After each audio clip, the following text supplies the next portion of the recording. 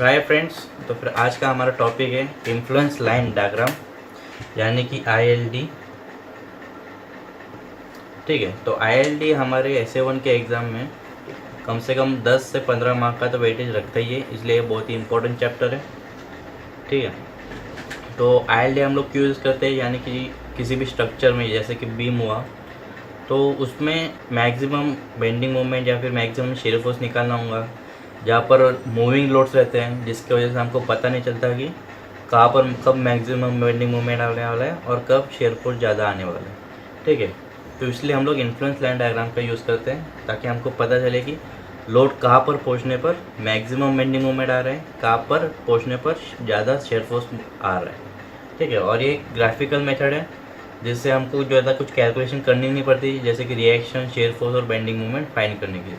ठीक है, खाली ग्राफ बनाना पड़ता है। इन्फ्लुएंस लाइन डायग्राम में ग्राफ है, लेकिन हम लोग यहाँ पर कोई ग्राफ पेपर नहीं यूज़ करने वाले। ठीक है, तो शुरू करते हैं। तो मान लेते हैं एक सिंपली सपोर्टेड बीम है।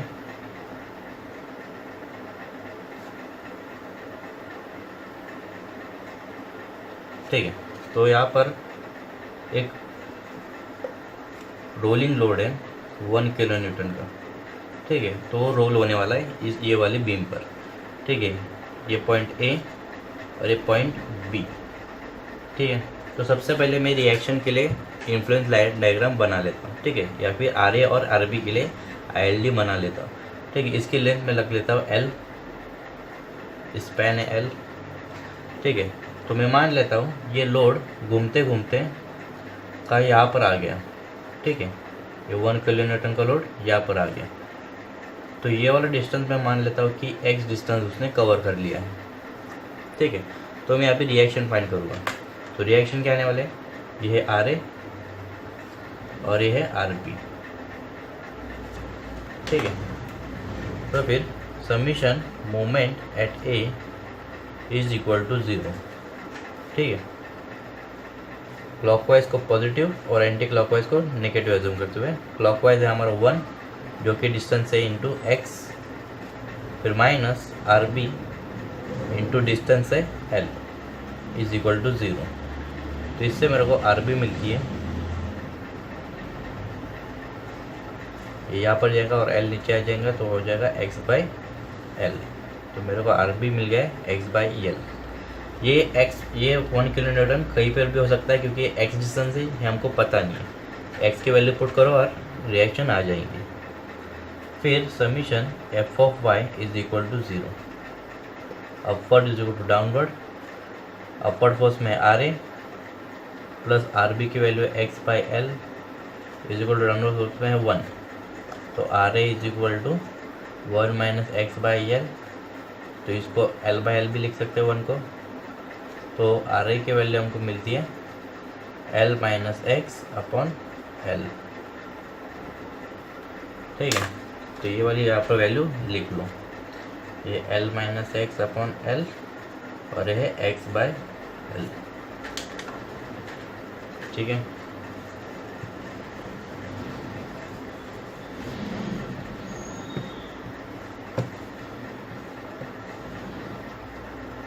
तो फिर इसका ILD बना लेते हैं। सबसे पहले केस लेते हैं when x is equal to 0। ठीक है, x ये वाले पॉइंट पर है। ओके, तो x इक्वल टू 0 होगा तो RA की वैल्यू क्या होंगी, RA का फॉर्मूला क्या है, L minus x upon L। ठीक है, तो x की वैल्यू ऊपर 0 पुट करेंगे तो क्या मिलेगा, L बाई L जो कि रहेगा 1।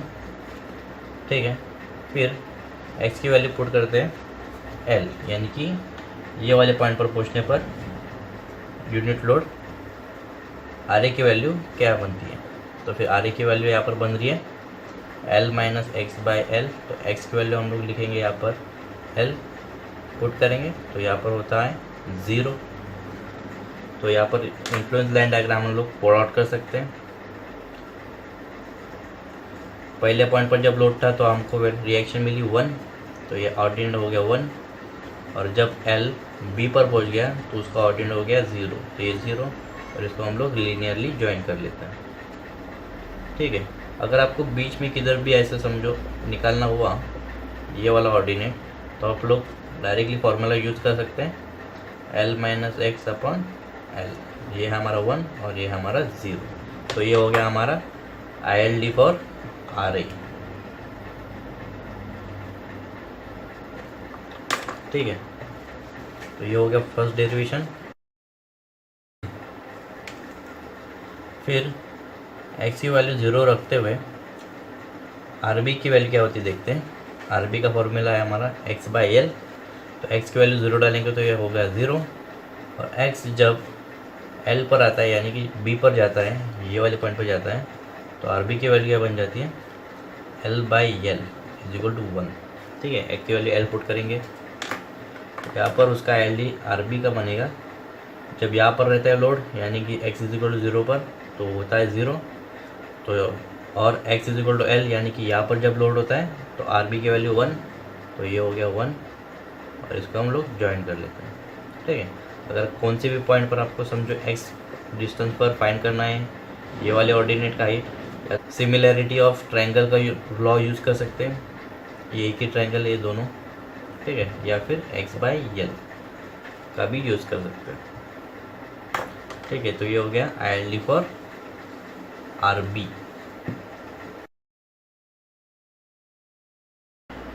अब शेयर फोर्स और बेंडिंग मोमेंट के लिए हम लोग ILD प्लॉट करेंगे। ठीक है, तो मान लेता हूँ मेरे को ये लोग थोड़ा भूल जाते हैं थोड़ा देर के लिए।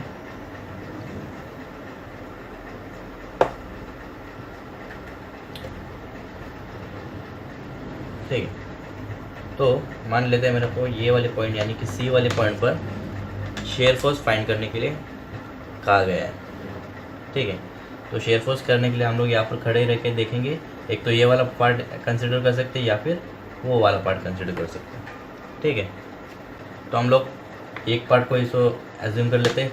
मान लो कि हम लोग ये वाला पार्ट एज्यूम करते हैं, ये वाला हाइट करके, तो ये वाला पार्ट वापस से रीड्रॉ कर लेता हूँ मैं। ठीक है, तो ये पॉइंट हमारा C, और ये हमको रिएक्शन मिला है L माइनस x/L। ठीक है, तो मान लेता हूँ कि अभी लोड हमारे ये वाले रीजन में है 1 kN, A और C के बीच में लोड मौजूद है। तो मेरे में शेयर फोर्स की वैल्यू क्या आती है मेरे को, तो SF@C = अपवर्ड लोड L/x/L और फिर -1। इसकी वैल्यू मेरे को मिल रही है L माइनस x/L, तो 1 को मैं लिख सकता हूँ तो L/L, तो फिर L minus x minus L upon L, तो ये वाला कट हो जाएगा, = -x/L। ठीक है, अभी मैं ये वाले रीजन को डिस्टेंस A बोलता हूँ और ये वाले डिस्टेंस को B बोल देता हूँ। ठीक है, अभी मैं मान लेता हूँ कि 1 kN लोड अभी यहाँ पर नहीं है। ठीक है, वो C के आगे चला गया है, तो यहाँ पर उसका कोई इन्फ्लुएंस नहीं रहने वाला। तो फिर मेरे को शेयर फोर्स क्या मिलता है, SF@C = L minus x upon L directly. ठीक है, तो फर्स्ट केस में हमको शेयर फोर्स एट C मिला था -x अपॉन L। ठीक है, तो अभी कंडीशन में पुट कर लेते हैं। तो फर्स्ट केस पहले देख लेते हैं। फर्स्ट केस में SF@C को -x/L हमारे पास है, तो x = 0 पुट करते हैं पहले, यानी कि यहाँ पर रहेगा तो यहाँ पर रहेगा तो SF@C आएगा मेरे को 0। अगर x को मैं पुट करता हूँ a की वैल्यू, यानी कि यहाँ पर आ गया तो C पॉइंट पर, तो मेरे को SF@C मिलता है -a/L। तो ये हो गया हमारा पहला केस कंप्लीट। ओके, और मैं यहाँ पर प्लॉट भी करते जाता हूँ। तो सबसे पहले 0 था, फिर C पर आ गया यानी कि A पर आ गया, तो -a, तो -a नीचे और फिर नीचे ये। ठीक है, ये -a/L, तो माइनस लिखने की ज़रूरत नहीं है, ये नीचे ही है। ठीक है, तो इतना तो प्लॉट हो गया। अभी सेकेंड केस में देखते हैं जब लोड आगे चला गया है। ठीक है, तो सेकेंड केस है हमारी ये, तो फिर SF@C is equal to sorry पहले x की वैल्यूज अज्यूम करनी पड़ेगी। x is equal to a पर ये है तो S F at C is equal to l minus a upon l. ठीक है, तो यहाँ पर देखेंगे टोटल l माइनस ए करेंगे तो हमको मिलेगा b बाई एल और S F at x is equal to l करेंगे x is equal to l करेंगे तो S F at C is equal to l minus l by l यानी कि 0 होता है।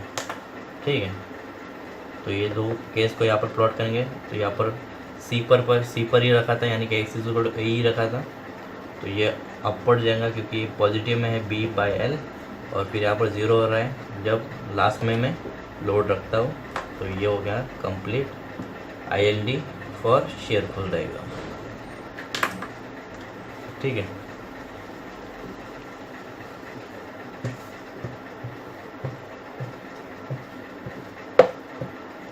तो ये हो गया ILD फॉर शेयर फोर्स। फिर अभी अगला देखते हैं बेंडिंग मोमेंट के लिए शेयर ILD। ठीक है, तो फिर से मैं वो वाला पार्ट फिर से अज्यूम कर लेता हूँ सी पर निकालने के लिए।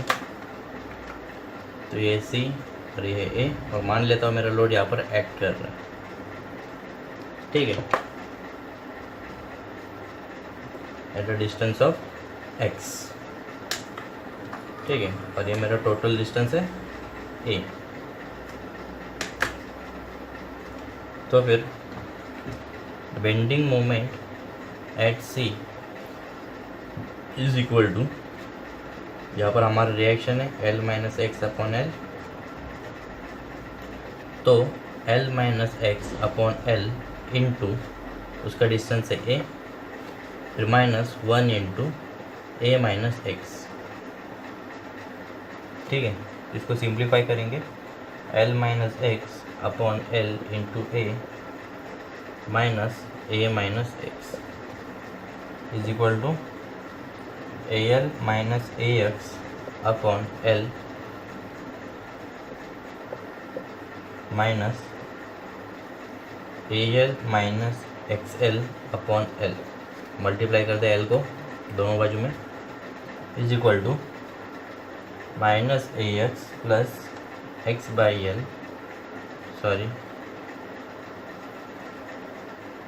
Is equal to a l minus a x minus a l plus x l upon l.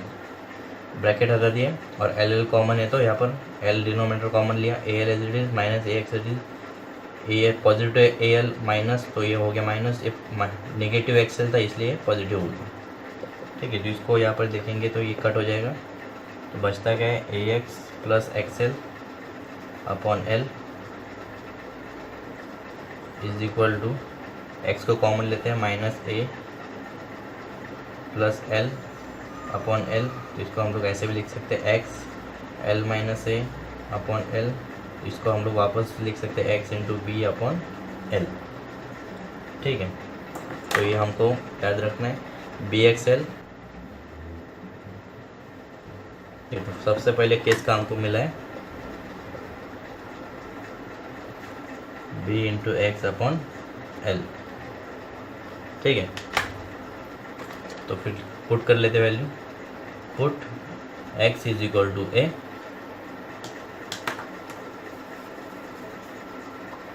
तो फिर बेंडिंग मोमेंट क्या मिल जाता है हमको at c b into a upon l यानी कि वही रहता है ए बी बाई एल। ठीक है, तो यहाँ पर प्लॉट कर लेते हैं, इसको हटा लो। ठीक है, यहाँ पर हम एक वैल्यू और भी पुट कर सकते हैं put x is equal to 0 यानी कि जब यह लोड यहाँ पर ही रहेगा तो x 0 रहेगा तो बेंडिंग मोमेंट भी डायरेक्टली 0 हो जाएंगे क्योंकि b into 0 by l is equal to 0। ठीक है, तो जब लोड यहाँ पर है तो ये 0, जब c पर है यानी कि a पर है तो ये हमको यहाँ पर इंटेंसिटी मिलेगी ए बी बाई एल।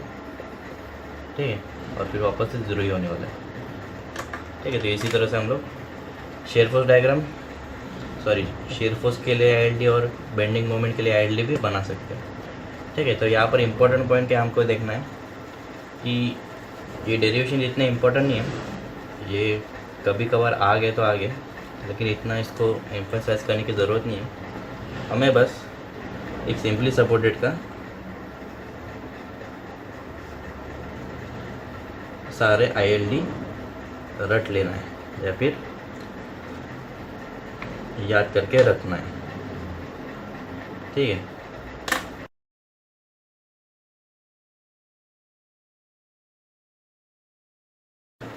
सबसे पहले ILD फॉर RA, RA के पास ऊपर जाके RB पर 0 हो जाती है, और ये 1 और ये है 0। ठीक है, फिर नेक्स्ट RB के लिए 1 और RA पर 0 हो जाती है, तो ये 1 और ये 0। ठीक है, फिर शेयर फोर्स के लिए ये डिस्टेंस है हमारा A और ये है हमारा डिस्टेंस B। ठीक है, तो ये है नेगेटिव में A/L और फिर पॉजिटिव में B/L और फिर यहाँ पर जॉइंट। ठीक है, फिर लास्ट में बेंडिंग मोमेंट के लिए एक ट्रायंगुलर टाइप का ILD बन जाता है, जिसकी इंटेंसिटी है AB/L। ये पॉजिटिव, नेगेटिव, पॉजिटिव, पॉजिटिव और ये पॉजिटिव। ठीक है, तो ये 4 डायग्राम तो आपको आना ही आना है, नहीं तो हम ILD के चैप्टर में आगे नहीं बढ़ सकते। ठीक है, तो फिर ठीक है, सिमिलरली ओवरहैंग बीम के लिए भी हमारे पास ILD अवेलेबल है। ठीक है, अगर मान लो ये बीम ओवरहैंग है और इसकी लेंथ समझिए पॉइंट C, A, B और ये है D। ठीक है, तो ये है A, B और ये C और डिस्टेंस L है। ठीक है, तो इसके लिए एक ट्रिक है याद रखने के लिए, अगर डेरिवेशन में नहीं पढ़ना है तो ऐसे भी याद रख सकते हैं हम लोग। ठीक है, तो सबसे पहले RA के लिए, तो RA के लिए सबसे पहले ये ओवरहैंग वाली बीम को भूल जाओ, समझ लो कि हमारे पास खाली एक सिंपली सपोर्टेड बीम है। तो सिंपली सपोर्टेड बीम के लिए RA का था हमारे पास कुछ इस तरह से।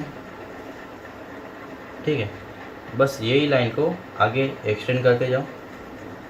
ठीक है, तो ये हो गया हमारा ILD फॉर RA। ये प्लस और ये है नेगेटिव, ये है 1 और ये है C/L। ठीक है, सिंपल सी बात है। फिर RB के लिए हम लोग बनाएंगे, तो RB जब था हमारे पास, ये सिंपली सपोर्टेड बीम अज्यूम करेंगे, तो ये RB था हमारे पास कुछ इस तरह से। ठीक है, तो यही वाले लाइन को हम लोग एक्सटेंड करेंगे आगे। तो ये हो गया, ये था 1 और ये था 0, तो ये वाली इंटेंसिटी के ये इंटेंसिटी है हमारे पास L+C/L। ठीक है,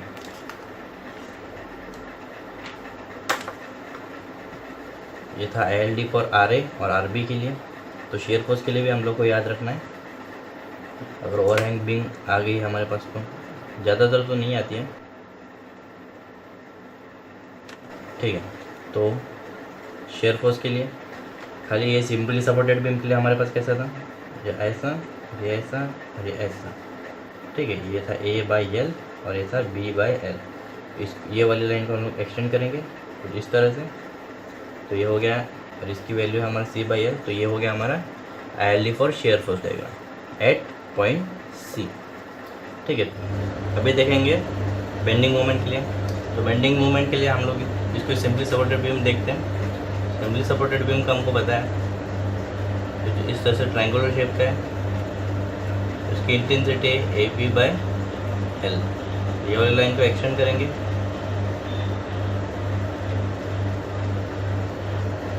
इसकी इंटेंसिटी है AC/L। ठीक है,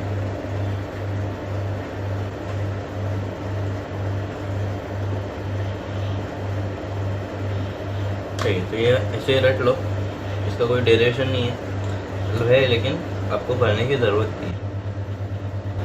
ठीक है, तो अभी एक सिंपल सा क्वेश्चन देखते हैं जिससे हमको पता चल जाएगा क्या रहता है आईएलडी और उसका फ़ायदा क्या है। ठीक है,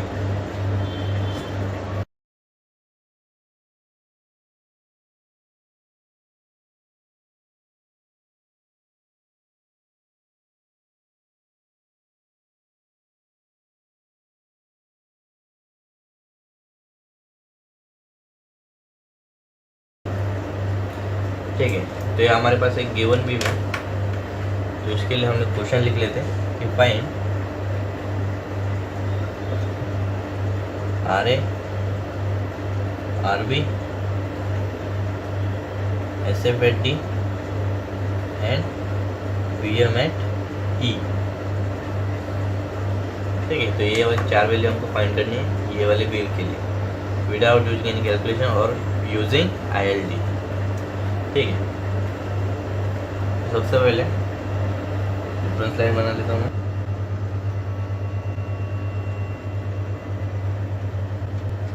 ठीक है, तो सबसे पहले आईएलडी फॉर आर ए मेरे को पता है इस तरह से। ठीक है, ये है 0 और ये है 1। ठीक है, तो ये वाले ऑर्डिनेट को मैं नाम देता हूँ y1, इसको देता हूँ y2, y3 और ये है y4। ठीक है, ये डिस्टेंसेस भी मेरे को पता है 2 मीटर 2 मीटर 3 मीटर 2 मीटर और 1 मीटर।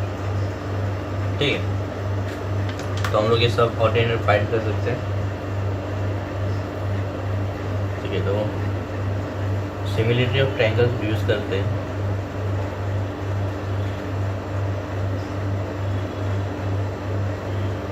ये वाले ट्रायंगल में सिमिलरिटी देखेंगे 1 डिवाइडेड विद टोटल स्पैन यानी कि 2 + 2 2 + 2 3 4 1 upon 10 is equal to y1 divided by 8। यहाँ से डिस्टेंस देखेंगे स्लोपिंग साइड से height into divided by distance y1 divided by distance. ठीक है, फिर से 1/10 इज इक्वल टू यहाँ से देखेंगे height y2 divided by distance 6।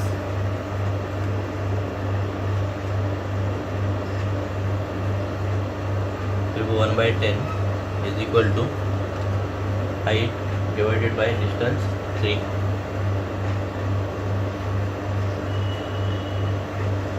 Similarly, y4 divided by 1। ठीक है, therefore y1 is equal to, इसको सॉल्व करके देखेंगे तो 0.8। तो ये हो गया ऑर्डिनेट्स। फिर रिएक्शन एट ए। ठीक है, R A is equal to point load into y ordinate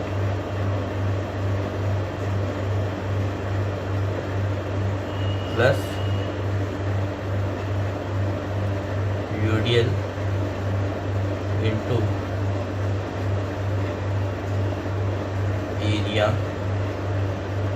under it on ILD. ठीक है, तो सबसे पहले पॉइंट लोड हमारे पास कौन से पॉइंट लोड में हमारे पास 10 और उसका ऑर्डिनेट क्या है y1 यानी कि 0.8 प्लस 30 किलो न्यूटन और उसका ऑर्डिनेट है y4 यानी कि 0.1। ठीक है, अब UDL into area under it, UDL और इसके अंडर ये वाली एरिया है। ठीक है,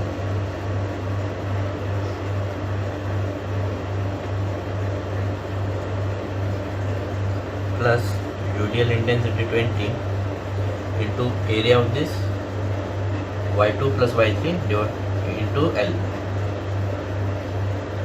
y2 0.6 plus 0.3 divided by 2 into L है 3, is equal to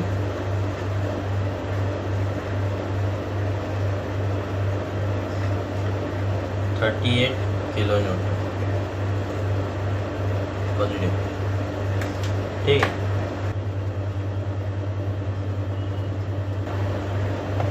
now ILD for RB is somewhat like this, A1 A0, ordinates का नाम देता हूँ y5 y6 y7 और यह y8। ठीक है, और डिस्टेंसेस भी मेरे को पता है, तो similarity of triangle 1/10, this 1/10 is equal to y8/9, this distance is 9।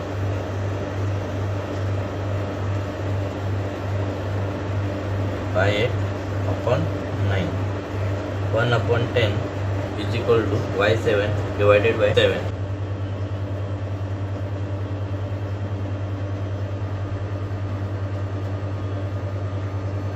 ठीक है, इसको सॉल्व करेंगे तो हमको मिलेगा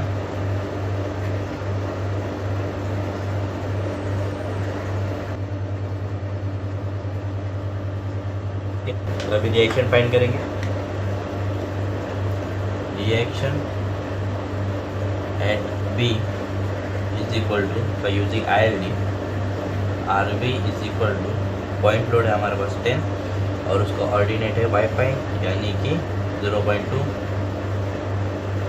प्लस 30 किलो न्यूटन और उसका ऑर्डिनेट हमारे पास y8 यानी कि 0.9 प्लस यूडियल 20 किलो न्यूटन और उसका area under y6 plus y7 यानी कि 0.4 plus 0.7 divided by 2 into L3 is equal to 62 kilo newton. Okay, अभी अगर आपको ये वाला पार्ट नहीं समझा है तो इसको मैं एक बार और अच्छे से एक्सप्लेन कर लेता हूँ।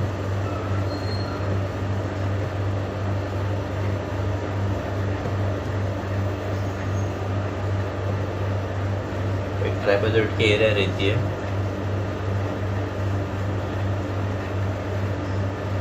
ट्रापेजॉइड है, ए साइड A और ये B और अगर ये होगा L, ठीक है, तो उसकी एरिया बनेगी A plus B/2 into L। ठीक है, A plus B/2 into L।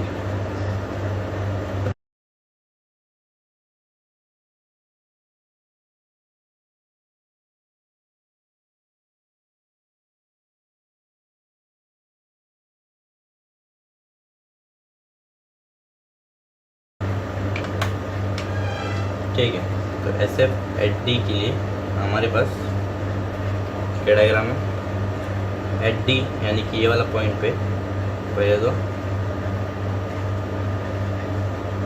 SF का ILD बनाओ।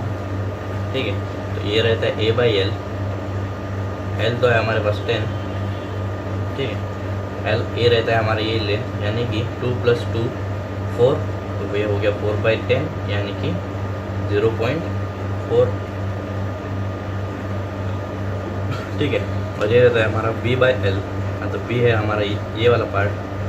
ठीक है, तो ये वाला पार्ट है हमारा 6, 3 + 2 + 1 6 डिवाइड बाई 10 यानी कि L, तो ये होता है 0.6, नेगेटिव और ये पॉजिटिव। ठीक है,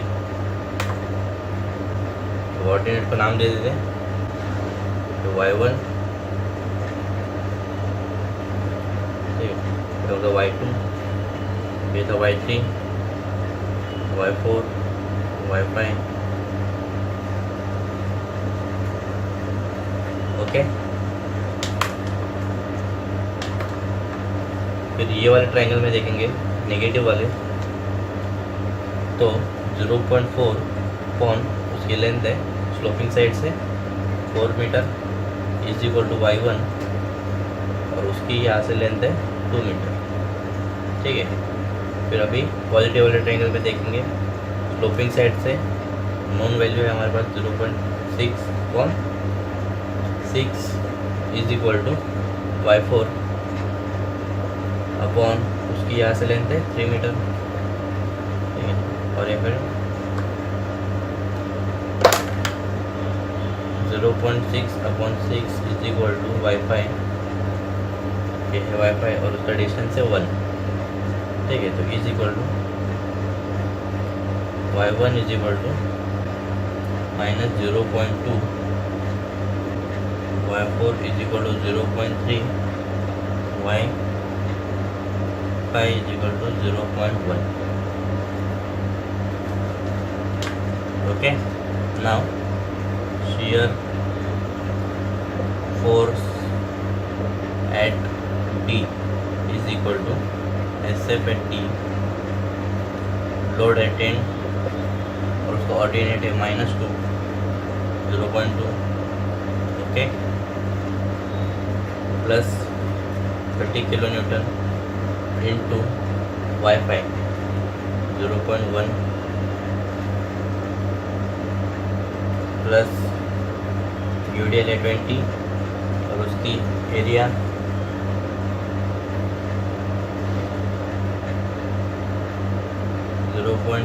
प्लस y4 है 0.3 डिवाइडेड बाई 2 इंटू एल है हमारा 3, तो whole is equal to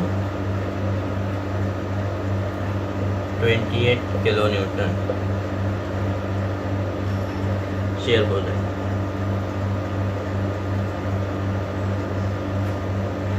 Okay, now let's solve for bending moment at E.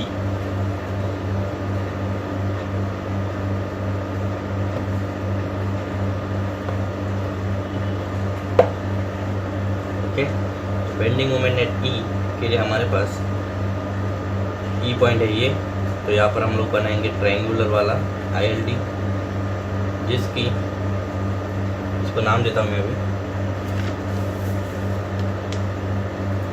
y1, y2, y3 और ये है y4। ठीक है, तो y3 की वैल्यू हमको पता है AB/L, ये हमारे ये यानी कि 4 + 3 7 इंटू 3/L 2.1। ठीक है, तो सिमिलर ट्रायंगल ये वाला लगाएंगे पहले, तो 2.1 अपॉन ये लेंथ है हमारे पास 7 is equal to y2 upon ये वाला लेंथ है 4, 2.1 upon 7 is equal to y1 upon 2।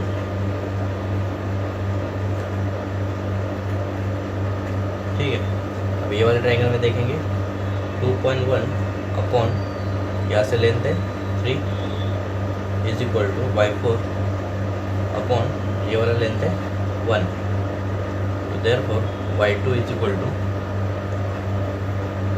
1.2, y1 is equal to 0.6, therefore y4 is equal to 0.7। ठीक है, तो बेंडिंग मोमेंट एट E